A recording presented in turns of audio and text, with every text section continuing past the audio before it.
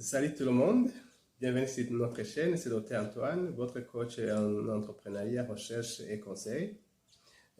Aujourd'hui, on va échanger sur une notion très importante où nous allons faire la liaison entre les notions des vidéos précédemment présentées, notamment nous allons présenter la relation qui existe entre le seuil de rentabilité et le modèle d'affaires ou business model. Dans les précédentes vidéos, nous avons montré les éléments, les 9 piliers qui composent le business model ou le modèle d'affaires. Aujourd'hui, on va essayer d'établir la relation entre la notion de business model et la notion de rentabilité. Avec que les éléments du business model sont intimement liés au seuil de rentabilité de votre activité. Donc, dans cette vidéo, c'est ça qu'on va faire, qu'on va voir. On va vous rappeler ces éléments et ensuite, on va vous montrer la liaison qui existe entre ces éléments. Voilà. On va voir ensemble la relation qui existe entre les éléments du seuil de rentabilité et les éléments du modèle d'affaires.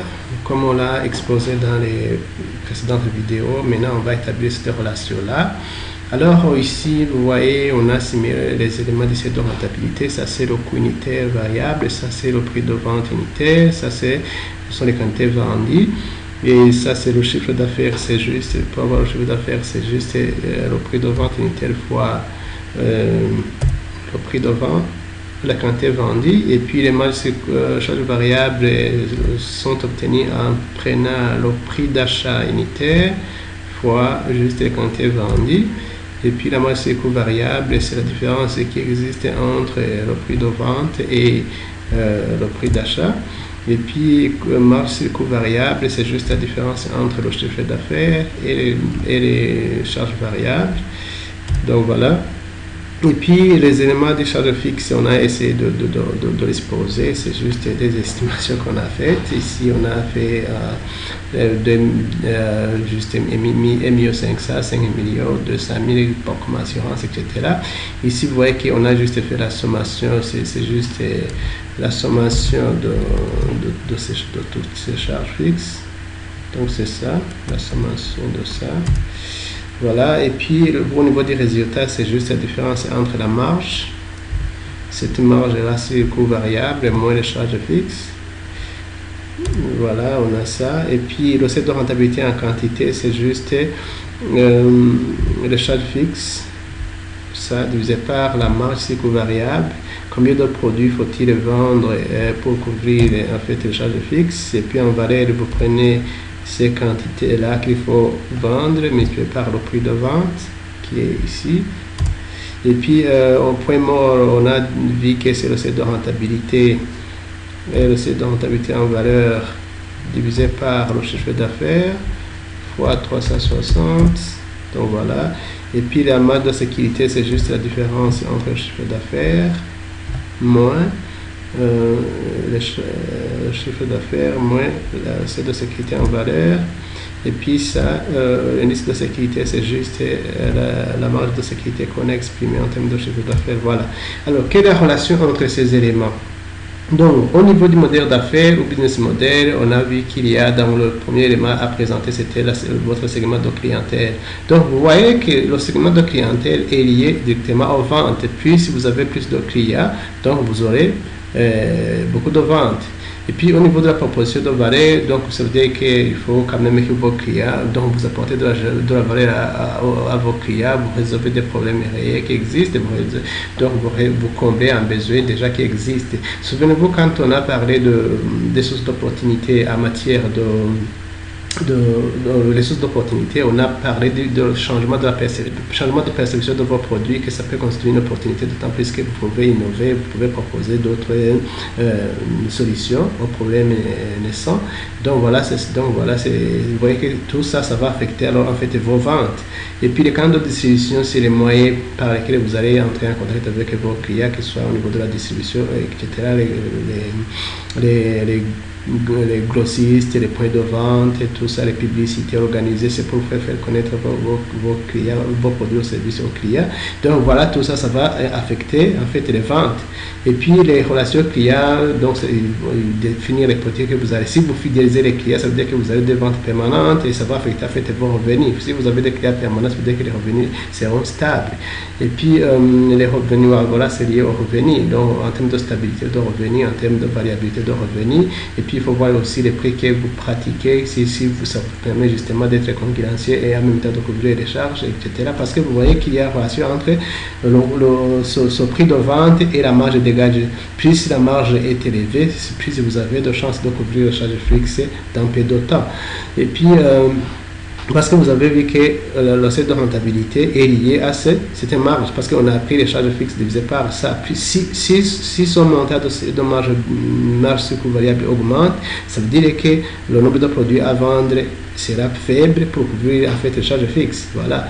Et les activités clés, il faut juste, au niveau des ressources, pardon, il faut voir les ressources clés. On a dit qu'il faut voir les ressources clés pour réaliser votre production de biens de services. Donc ces ressources sont comprises entre ressources matérielles, ressources humaines et ressources financières. Donc si vous n'avez pas ces ressources, vous voyez qu'il vous sera justement difficile de proposer de la valeur à votre clientèle. On a vu aussi les activités clés, comment alors vous allez faire pour proposer cette valeur. Est-ce que vous allez faire les achats et ventes, est-ce que vous allez faire des conceptions et fabrication, est-ce que vous allez vendre en ligne et tout ça. Ce sont des éléments là qu'il faut regarder. Les partenaires clés, c'est surtout avec les partenaires, avec les clients, les fournisseurs, les sous-traitants, les prescripteurs, les influenceurs, etc. Et donc, si vous êtes à mesure de bien négocier,